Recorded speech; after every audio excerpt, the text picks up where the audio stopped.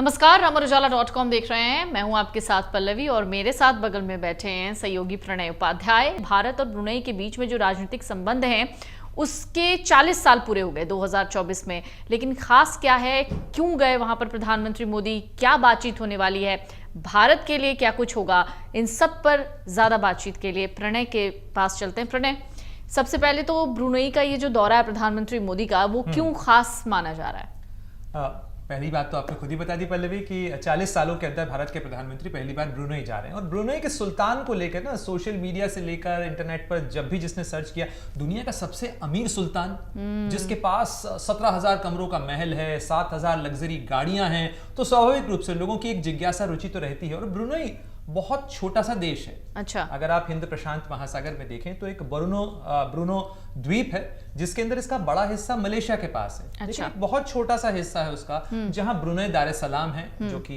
मुल्क है ब्रुनेई, और वहां सुल्तान का राज है। लेकिन सुल्तान के पास इतना पैसा है, इतनी वहां पर कहा जाए समृद्धि है, तो उसको लेकर लोगों के मन में एक जिज्ञासा होती है कि आखिर क्या है वहां पर और ऐसा क्या है। अगर मैं आपसे कहूं कि एक ऐसा देश जहां पर लॉन्ग लिव्ड सुल्तान नहीं कहा जाता बल्कि दीर्घायु शब्द का इस्तेमाल किया जाता है। अच्छा, जहां मैं आपसे कहूं कि टीचर्स एप्रिसिएशन डे के ऊपर या जो शिक्षक दिवस है, जो वहां पर अनुग्रह हरिगुरु कहा जाता हो, जहां की राजधानी का नाम में जो है श्री भगवान आता हो, तो आपको लगेगा शायद हम भारत के किसी हिस्से की बात कर रहे हैं। बिल्कुल, यही सुनने में यही लग रहा है। लेकिन ये हम ब्रुनेई की बात कर रहे हैं। अच्छा। ब्रुनेई के अंदर, और ये आपको बताता है कि प्री इस्लामिक वर्ल्ड यानी इस्लाम के आने से पहले भी ब्रुनेई और भारत के बीच में जो व्यापारिक रिश्ते थे वो बहुत पुराने थे। और भारत के दक्षिण भारत से जो सेलर्स जाते थे, जो नाविक जाते थे, जो कि जावा द्वीप तक या बाली तक कारोबार के सिलसिले में जाते थे, इंडोनेशिया तक जाते थे। इनफैक्ट इस्लाम के विस्तार के अंदर एक बड़ी भूमिका इन कारोबारियों की रही, इन सेलर्स की रही। और अभी भी ब्रुनेई दार सलाम में अगर आप देखें तो करीब 14 से 15 हजार की भारतीयों की आबादी है, भारतीय मूल के लोगों की आबादी है।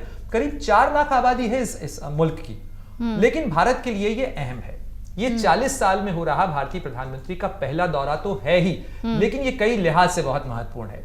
ऐसे समय में जबकि हम इंडो पैसिफिक पॉलिसी की बात कर रहे हैं, ऐसे समय में जब हम चीन के बढ़ते हुए दबदबे की बात कर रहे हैं, ऐसे समय में जबकि चीन अपने कहा जाए बेल्ट एंड रोड इनिशिएटिव के जरिए ब्रुनेई में अपने पैर फैलाने की कोशिश कर रहा हो, हाइड्रोकार्बन सेक्टर के अंदर, जो कि वहां के व्यापार का एक बड़ा सोर्स है, उस हाइड्रोकार्बन सेक्टर के अंदर 12 अरब डॉलर से ज्यादा का इन्वेस्टमेंट घोषित कर चुका हो, तब ऐसे में स्वाभाविक और लाजमी बनता है कि भारत भी इस देश के साथ, जिसके साथ उसके पुराने सांस्कृतिक रिश्ते रहे हैं, उसके साथ अपने रिश्तों को, अपने ताल्लुकात को और मजबूत करे। और शायद यही वजह है कि भारत के प्रधानमंत्री का ये दौरा ऐसे समय में हो रहा है। और अगर आप ऐसे क्विक जंक्शन में देखें तो भारत के प्रधानमंत्री की हाल ही में मुलाकात हुई। भारत के दौरे पर कौन आए? मलेशिया के प्रधानमंत्री अनवर इब्राहिम। मलेशिया किससे ही सटा हुआ है ब्रुनेई दार सलाम, जैसा मैंने अभी आपको बताया।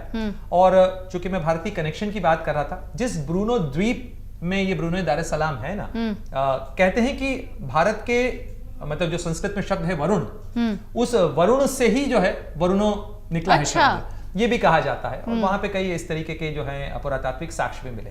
लेकिन अगर हम रणनीति की बिसात पर आए, मौजूदा वक्त पे आए, तो चीन इस इलाके के अंदर जितने अपने पैर पसार रहा है, ऐसे में भारत की लुक ईस्ट पॉलिसी के लिहाज से मलेशिया और ब्रुनेई दोनों के साथ संपर्क लाजमी है और स्वाभाविक बनते हैं। साथ ही चंद्रयान 3 की सफलता आपको याद है? एक साल हुआ है। बिल्कुल बिल्कुल। चंद्रयान की ट्रैकिंग के अंदर ब्रुनेई के अंदर जो भारत का telemetry tracking centre and command centre है, जो कि इसरो से संचालित होता है, वो ब्रुनेई में मौजूद है। और उसके जरिए भी चंद्रयान 3 की ट्रैकिंग की गई। अभी भी हमारे कई सैटेलाइट जब लॉन्च होते हैं तो ईस्टवर्डली जो सैटेलाइट लॉन्च होते हैं उनकी ट्रैकिंग जो है वो टेलीमेट्री ट्रैकिंग कमांड सेंटर जो ब्रुनेई में बना हुआ है इसरो का, उसके जरिए करते हैं। तो ये ब्रुनेई और दार सलाम की अहमियत है भारत के लिए, और भारत के लिए स्ट्रेटेजिकली इंपॉर्टेंट है। सन 1997 के अंदर उस समय भारत और ब्रुनेई के बीच में एग्रीमेंट हुआ था, और उसके बाद वहां telemetry tracking and command centre स्थापित किया गया था, जो आज भी भारत के लिए और भारत के इसरो के लिए, हमारे सैटेलाइट और स्पेस लॉन्चेस के लिए बहुत महत्वपूर्ण है।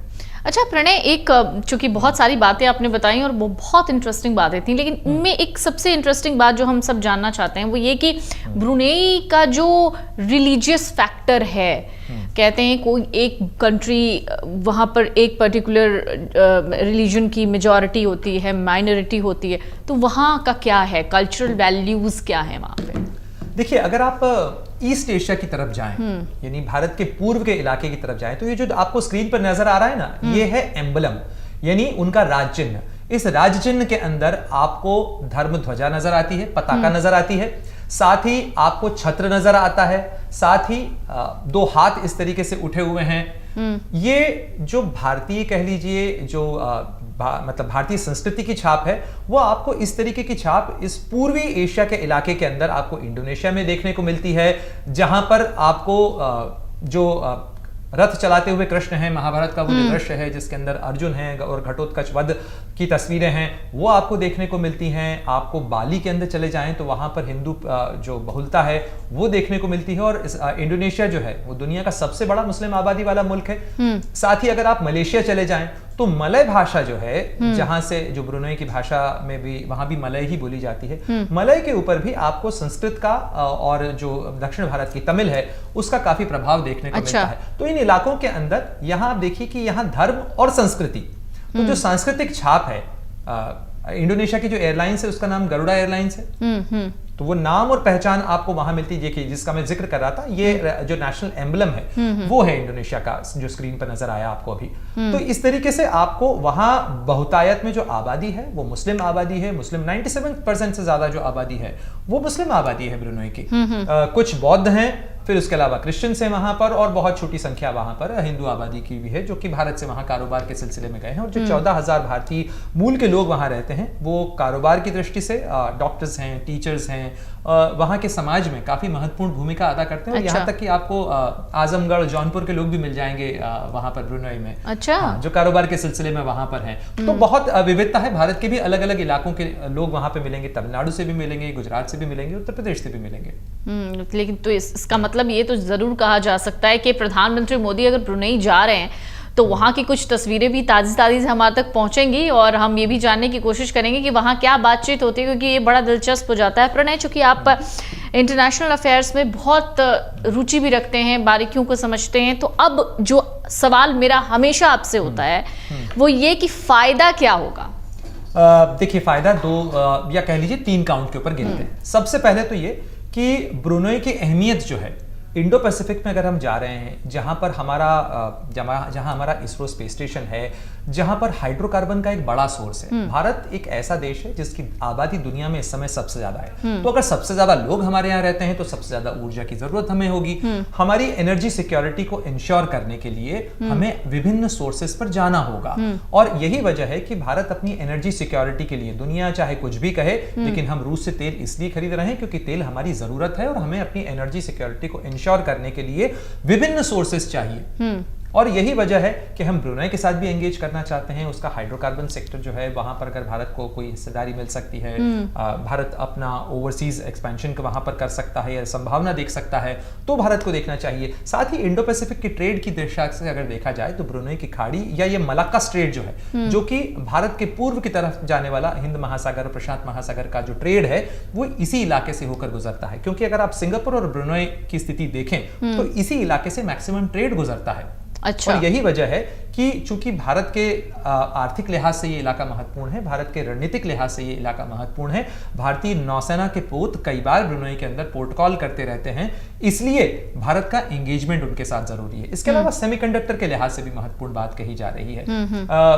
क्योंकि ब्रुनई दार एस सलाम की स्थिति अगर आप देखें तो वहां से बहुत नजदीक ताइवान है और बिल्कुल दक्षिण चीन सागर में है ब्रुनई, एक तरीके से समझिए। तो दक्षिण चीन सागर की अहमियत आप समझती हैं, दक्षिण चीन सागर क्यों महत्वपूर्ण है?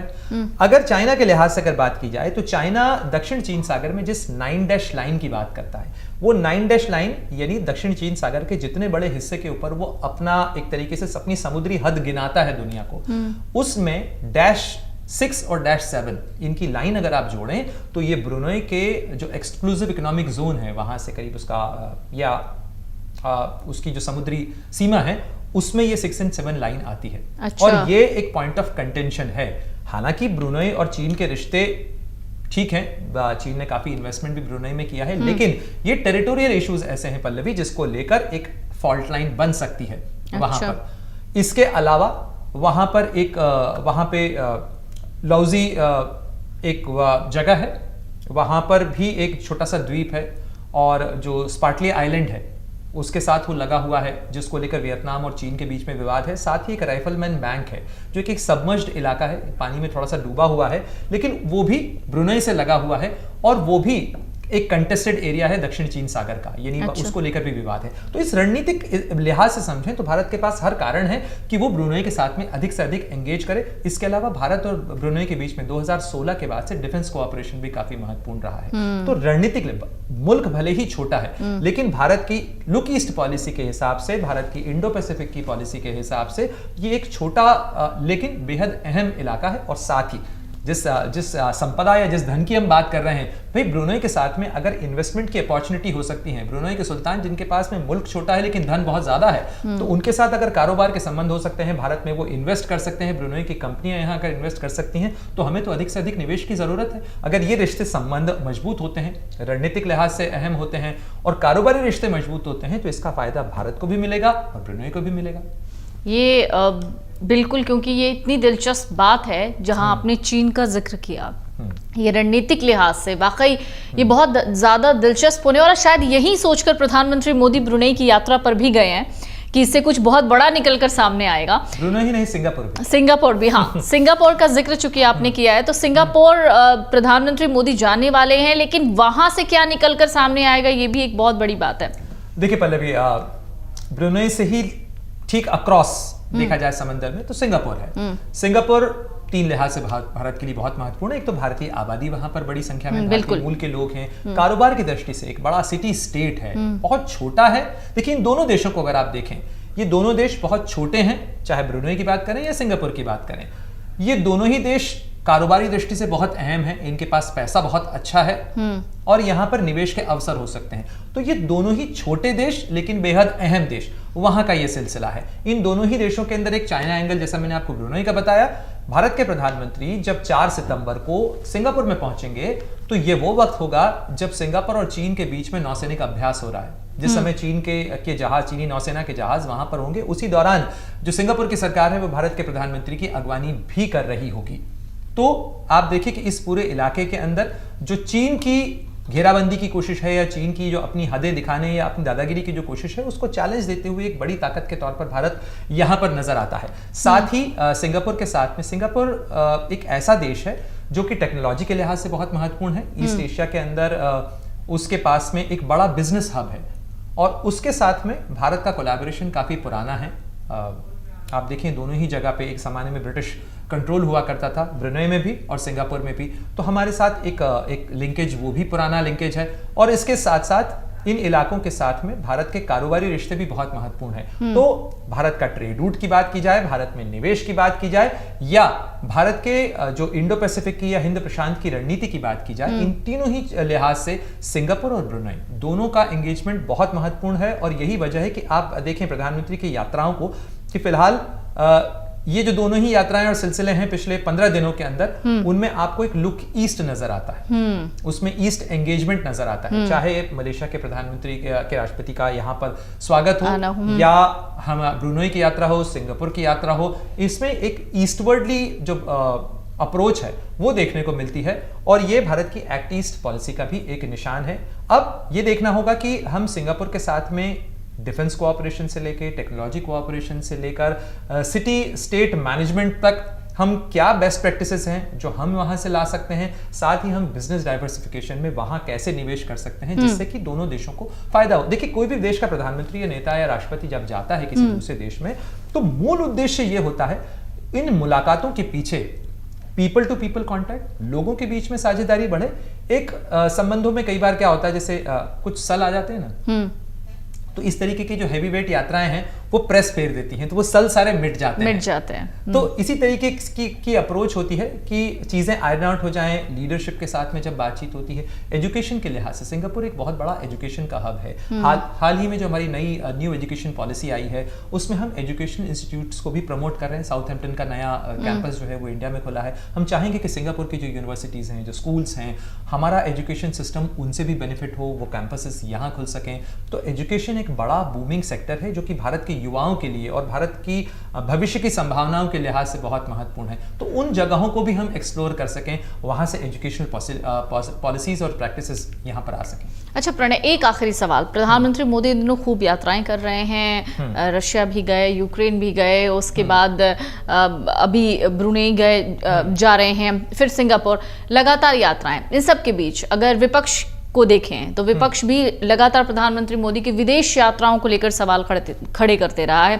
आम लोग भी ये जानना चाहते हैं कि इस तरीके की विदेश यात्राओं को प्रधानमंत्री लगातार कर तो रहे हैं, लेकिन इससे आम लोगों को क्या फ़ायदा पहुंचेगा, हम आप जैसे लोगों को क्या फ़ायदा पहुंचेगा, इसको बहुत अलग अलग तरीके से लोग समझने की कोशिश करते हैं। इसे आप कैसे समझाना चाहते हैं? देखिए, आमतौर पर राजनीति और डिप्लोमेसी, फॉरेन पॉलिसी की अगर बात की जाए तो क्या भारत का कोई प्रधानमंत्री ये तय कर सकता है कि अब वो विदेश यात्राएं नहीं करेगा?